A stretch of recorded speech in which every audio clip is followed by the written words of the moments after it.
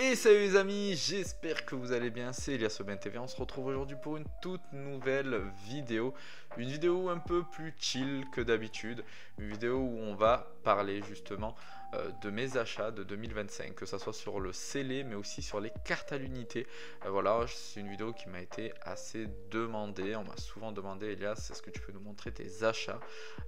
Justement, je vais vous les montrer dans cette vidéo. La vidéo va durer un peu plus de temps que d'habitude, mais en tout cas j'espère que ça va vous faire kiffer. Vous allez voir du coup les achats que j'ai effectués depuis le début 2025. On va d'abord commencer par les cartes à l'unité et on terminera bien évidemment par le scellé. Au niveau donc du scellé, je vous expliquerai pourquoi j'ai acheté ces items là. Avant de commencer la vidéo les amis, vous savez qu'on est en partenariat avec Impoké, c'est une boutique en ligne qui fait tout ce qui est protection d'items scellés. Donc là je vous le montre pas tout de suite, vous les voyez un petit peu sur le côté, mais la plupart de mes items scellés sont protégés par les protections Impoké. Je vous montrerai bien évidemment tout au long de la vidéo différents items qui sont protégés justement avec les protections Impoké. Vous avez moins 10% sur toute la boutique avec le lien Elias Aubin TV 10, donc n'hésitez pas, le lien est dans la description. Allez les amis, hop, on va du coup activer la deuxième caméra et on va commencer par le petit premier lot de cartes qui est les petites cartes. C'est des petites cartes AR, voilà, que j'ai acheté sur le live de Nakabox les amis, sur Whatnot. Donc pour ceux qui ne sont pas encore inscrits sur Whatnot, n'hésitez pas à vous inscrire avec mon lien de parrainage qui est dans la description. Et grâce à cela, vous allez bénéficier de 15 € offerts pour vos premiers achats. Donc c'est pas négligeable. Nakabox étant en live tous les jeudis soirs, vous pouvez avoir ces petites pépites en AR japonais qui seront vraiment à des prix très raisonnable. Donc voilà, je me suis lancé en fait sur la collection de cartes japonaises AR uniquement des Pokémon de la première et de la deuxième génération du bloc écarlate et violet. Donc c'est assez spécifique comme collection, mais parce que voilà, je collectionne uniquement les Pokémon de la première et de la deuxième génération, et donc voilà, je me suis fait ce petit kiff là. J'ai voulu le faire en FR, mais le FR étant beaucoup trop cher. Donc voilà, et le japonais, le print est juste magnifique, hein, vous le voyez là, les cartes sont vraiment magnifiques et dans un magnifique état. Bon alors oui, je sais que Boscara ne fait pas partie de la première ni de la deuxième génération, mais il y a le petit Maril juste au-dessus, et puis la carte était tellement belle que j'ai voulu quand même la prendre. Là, hop, on a le magnifique, le Scarabrut, il est vraiment très joli, franchement. Il fait vraiment kiffer. Et puis pour terminer, le Monsieur Mime de 151 qui est vraiment incroyable, franchement je le trouve vraiment beau. À savoir que moi de base je ne collectionne pas le japonais les amis, que ça soit en scellé ou en FR, mais là franchement j'ai vraiment voulu me lancer sur les AR japonaises, vraiment par rapport au prix, hein, par rapport au budget. Là on est sur des cartes qui sont vraiment du coup on va essayer de vous les montrer comme ça, mais voilà, des petites cartes tops les amis qui sont juste magnifiques. Pareil, je suis là sur la collection des tops également. Alors voilà, il faut pas trop s'éparpiller au niveau de la collection. Je suis pas pressé, voilà, quand je vois des lots intéressants, et merci au poteau gris de Nakabox hein, qui est pareil, hein, qui se lance dans la collection des tops. Et donc du coup lorsqu'on prend des lots, on fait pas attention s'il y a des doubles ou pas pour se les échanger. Donc n'hésitez pas, si vous avez des collègues, des amis justement qui font justement les mêmes collections que vous, c'est toujours mieux de prendre des lots, ça vous reviendra toujours moins cher hein, finalement de prendre des lots. Donc voilà, donc là je vous les passe. La petite particularité que j'aime bien en fait sur les cartes tops les amis, c'est ça, vous allez voir juste ici. Hop, et ça c'est vraiment cool, ça rappelle vraiment beaucoup de souvenirs. C'est que dans chaque carte tops, enfin derrière, vous avez le résumé, l'explication du Pokémon, la présentation du Pokémon, et là vous avez quel est ce Pokémon avec la petite image juste ici. Donc un peu comme sur l'animé en fait, hein, c'est un peu comme sur l'animé pour ceux qui se rappellent sur TFU les amis. Et justement, on avait cette fameuse question là à chaque fois, c'était pour apprendre vraiment les 151 premiers Pokémon. Donc c'était vraiment un truc de fou. je me rappelle. Donc ouais, franchement, c'était vraiment très très beau. Hop, allez, on continue du coup avec le Férocinge. Ici, le petit Caninos, donc voilà, vraiment de très très jolies cartes. Le petit Tar, ici, le Tétard. Donc franchement les amis, c'est vraiment des cartes qui sont très très belles. Moi, elles me rappellent énormément de souvenirs, hein, ces cartes-là. Franchement, c'était une époque, je me rappelle, j'ai même plus de souvenirs sur ces cartes-là que sur les séries, hein, classiques. J'ai vraiment beaucoup plus de souvenirs sur les tops, sur les stickers Panini aussi, hein, du livret rouge. C'était vraiment voilà, les choses qui me rappellent le plus de souvenirs concrètement. Voilà. Donc on essaie de passer un peu vite. Après vous avez bien sûr Pokémon Johto, ici de la deuxième gène. Après vous avez les Pokémon épisodes, on appelle ça, hein. C'est en fait des morceaux d'épisodes les amis. Voilà, ça c'est vraiment, ça je kiffe vraiment. Vous avez aussi des morceaux de films aussi, hein. Vous avez les séries avec les morceaux de films, un peu comme Mew contre Mewtwo, hein, le premier film Pokémon justement. Donc voilà, on a ces petites cartes qui sont assez sympas. La Team Rocket avec le Arbok, voilà, Pierre. Donc voilà, c'est vraiment des très très belles cartes. Donc après, tout état les amis, elles sont vraiment tout état. Donc je m'en fous un petit peu de l'état, je suis pas là à aller chercher du Nirmit, etc. J'ai passé un peu vite les cartes, donc n'hésitez pas pour ceux qui veulent faire pause pour certaines cartes. Alors les amis, on va terminer au niveau des cartes avec cette magnifique carte les amis que je viens d'acquérir. C'est le fameux Lugia Alternative qui est juste incroyable, de Tempête Argentée en PSA 9. Franchement la carte est magnifique. Pour un PSA 9, franchement, pour les connaisseurs, hein, vous voyez le cadrage est plutôt cool, il n'y a pas de point blanc.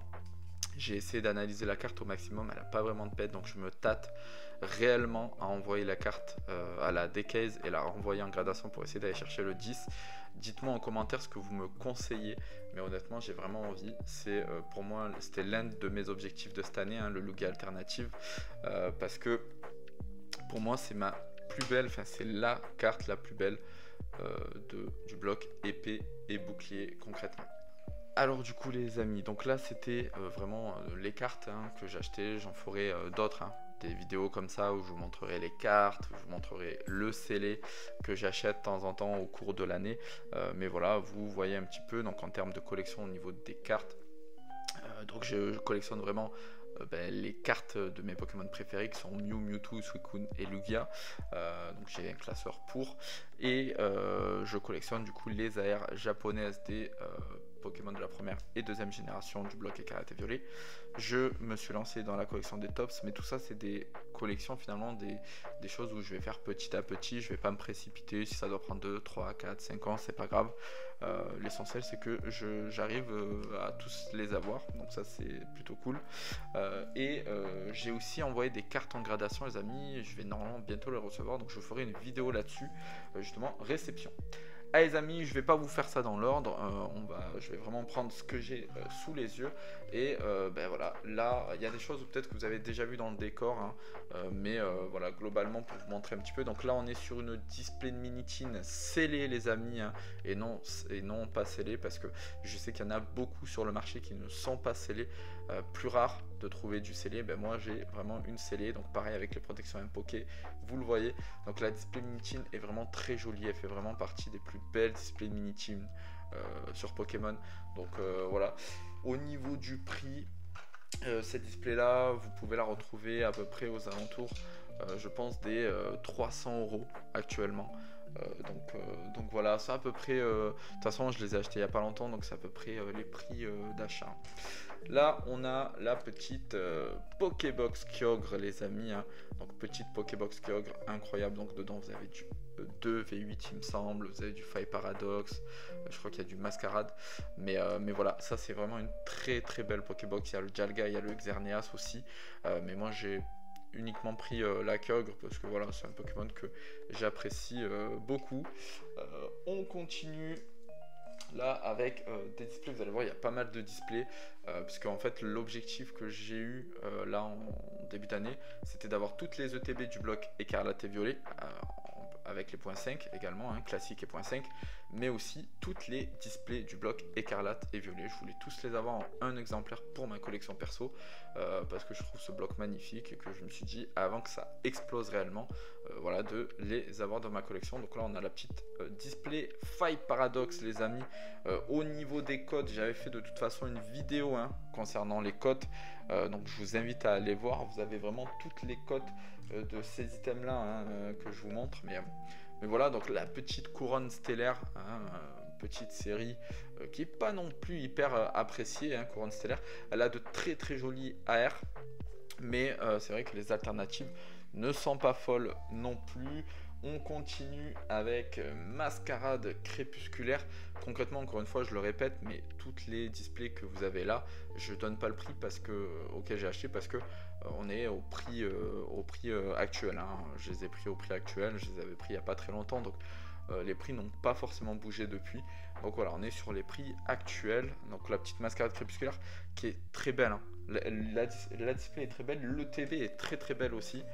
Même si voilà, c'est un Pokémon qui n'est pas forcément apprécié, mais elle est très très jolie.